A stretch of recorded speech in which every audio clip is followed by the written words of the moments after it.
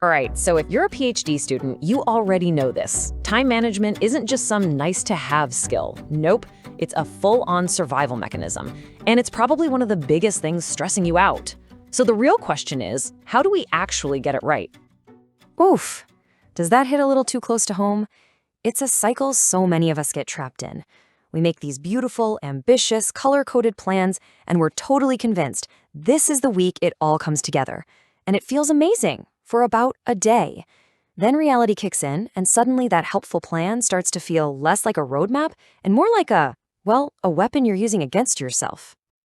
But here's the thing, and this is so important. If that's you, you are not a failure. This experience is so common, it actually has a name. It's a well-known phenomenon, and it's rooted in a fundamental misunderstanding of what a PhD is all about. Here's the core of the problem, right? As James Hayton says, we plan for this perfect linear future where every experiment works on the first try and every idea is brilliant. But research, well, it's just not like that. It is supposed to be messy. It's all about stepping into the unknown, which means those dead ends and failed attempts, they aren't a sign you're doing it wrong. That is the job. Okay, so our plans are often built on shaky ground to begin with, but that's not the whole story. What about the deeper psychological forces at play? Turns out we've got to look inward, at the little gremlins in our own minds that are really running the show. According to Andy Stapleton, one of the biggest saboteurs is something called maladaptive perfectionism. It's a fancy term, but you'll recognize it. It's that little voice in your head that says, an email can't just be good, it has to be the most perfect email ever written. It's the feeling that you have to be the one who always works later, responds faster, and knows more than everyone else. You basically build your own prison out of these impossible, self-imposed rules. And this kind of perfectionism usually leads you down one of two roads, and neither of them is great. On the one hand, you've got paralysis. You get so obsessed with making the perfect choice or writing the perfect sentence that you just freeze. You can't even start. The other road, total burnout. You become the yes person, trying to do everything for everyone, and you just run yourself right into the ground. So what's another huge enemy of our time? Oh yeah, distractions. And I love this analogy from Dr. Silvestri about the context switch. Think of your brain like a computer that has a bunch of programs open. Every single time you check a notification or quickly reply to an email, you're forcing your brain to shut down the complex program it was running and load up a totally new one.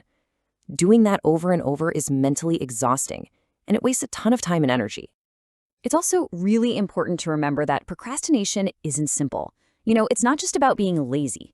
In fact, a really recent study from 2024 found that PhD students aren't just procrastinators or not. They actually identified 6 completely distinct types. You've got the insecure type, who puts things off because they doubt themselves, and the externalizing type, who blames their supervisor. The main point is, the reason why we put things off is deeply personal and way more complex than we think. Okay, so we've pretty much diagnosed the problem from all sides. We're fighting against unrealistic plans, our own perfectionism, constant distractions. It's a lot. So the million-dollar question is, what actually works? Let's switch gears and look at what the science is. And we're not talking about just random productivity tips from the internet. This is based on some serious research. A huge systematic review by Patazik and colleagues analyzed, get this, 107 different scientific studies just to find out what truly moves the needle. So, what did they find? Well, after sifting through all that data, the answer was incredibly clear and surprisingly simple. The most powerful strategies all boil down to what we can call the big 3. The things that worked again and again and again were setting clear goals, planning how to reach them, and, this is the big one, prioritizing what really matters. That's the foundation, right there. In that last one, prioritization is such a game changer. A great mental model for this is the good old 80-20 rule. Basically, you can get 80% of the quality you want with just 20% of the total effort. But that last 20%, making it absolutely perfect, well, that's going to cost you the other 80% of your time. Internalizing this gives you the power to decide when something is good enough so you can finally move on. Okay, so we have our evidence-based principles: goal setting, planning, prioritizing. It sounds great in theory, right? But what does that actually look like on a rainy Monday morning when you've got a million things to do? Let's get super practical and build a system for the week. YouTuber Alexis Cazares lays out this awesome 5-step process. Step 1, before anything else, block out your non-negotiables. Meetings, appointments, the gym, they go in the calendar first. Step 2, identify your priorities. Pick just 2 or 3 anchor tasks for the entire week. These are your big rocks. Step 3, and this is crucial, schedule large 2 to 4 hour chunks of time for deep work to focus only on those anchor tasks. And finally, step 5, and please do not skip this, you actively plan for rest. Yes, you schedule your downtime. It's not leftover time, it's a non-negotiable part of the plan. This brings us to the final and maybe the most important piece of this whole puzzle. We have the tools, we have a weekly structure, but none of it will stick without a fundamental shift in mindset. It's about moving away from perfection and learning how to embrace the mess.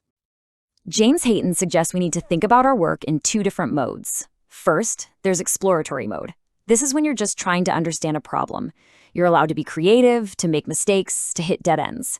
The goal isn't just checking a box, it's learning. Then, there's decisive mode.